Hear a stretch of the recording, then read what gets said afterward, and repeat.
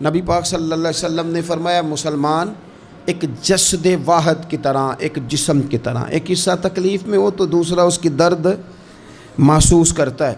انسان کے وجود کے اندر سب سے قیمتی اس کا دماغ ہوتا ہے، اسی سے سوچتا ہے، اسی سے وہ عمل کرتا ہے، اسی سے منصوبہ بندی کرتا ہے، اسی سے وہ مومن ہوتا ہے، اسی سے معاذ اللہ کافر ہوتا ہے۔ اور وجود کے اندر جس کو درجے کے لحاظ سے بولنے میں بعض اوقات کم درجہ سمجھا جاتا ہے وہ پیر ہوتے ہیں۔ اور تو میری ٹھوکر کے بھی قابل نہیں، میں تجھے جوتے کی نوک پہ، پیر کی نوک پہ بھی نہیں سمجھتا۔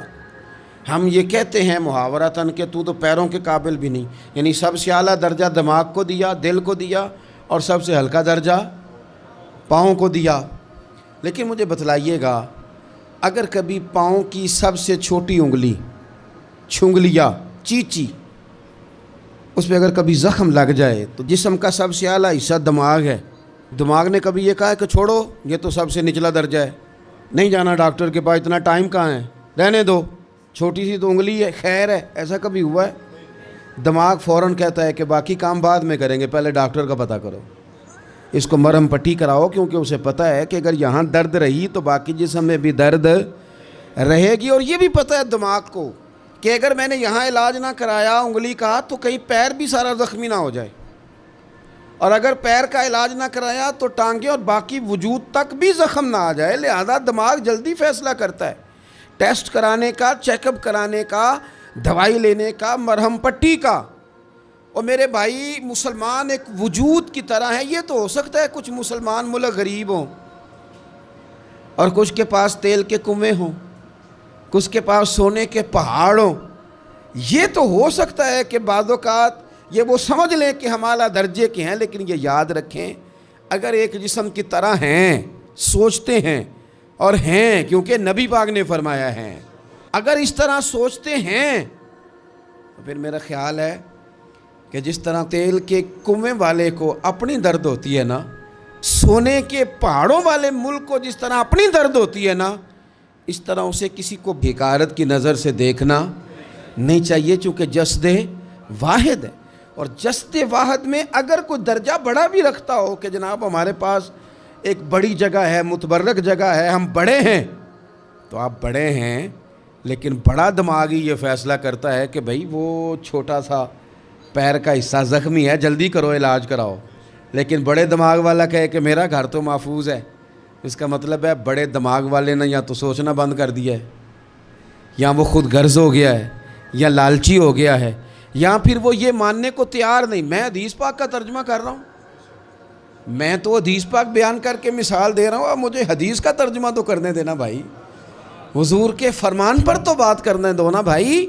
یا تو اس نے اس حدیث کو سمجھا نہیں، اور اگر سمجھ لیا ہے تو پھر یہ کیسے ہو گیا کہ فلسطین کی بیٹیاں روتی رہ گئیں اور تو رویا ہی نہیں؟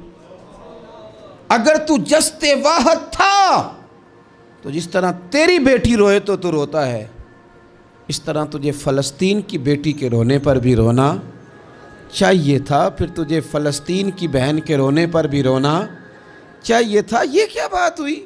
ہم نے نا کسی کو چھوٹا سمجھا، کسی کو حقیر سمجھا، اور بھئی یہ تیرا خیال ہے کہ فلانا فلاں ہے اور فلانا فلاں ہے۔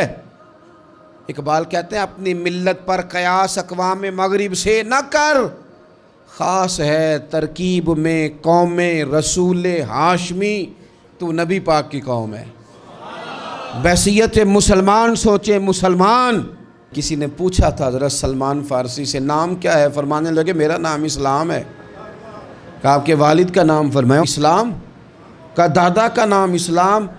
آپ فرمانے لگے تو کتنے کو سوال پوچھے گا، میں کتنے کو جواب دوں گا؟ سلمان کا ہر چیز ہی محمد مصطفیٰ کا دین ہے، میرا سارا کچھ میرے نبی پاک کا دین ہے، شروع بھی یہی ہے، اختتام بھی یہی ہے، یہی میرا سارا کچھ ہے۔ داستان حسن جب پھیلی تو لامحدود تھی، اور جب سمٹی ہے تو آقا بس تیرا نام ہو کے رہ گئی۔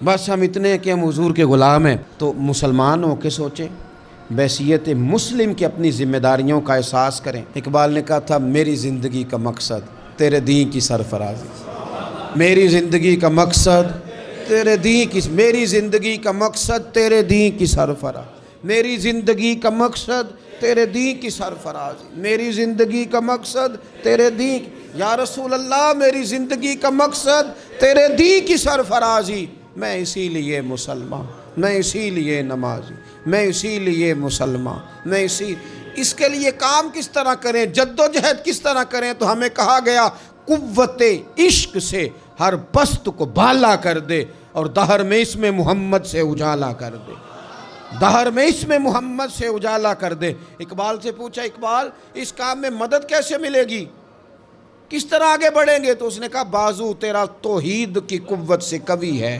اللہ تیری مدد کرے گا، تم موحد ہے، رب کو ماننے والا ہے، بازو تیرا توحید کی قوت سے قوی ہے۔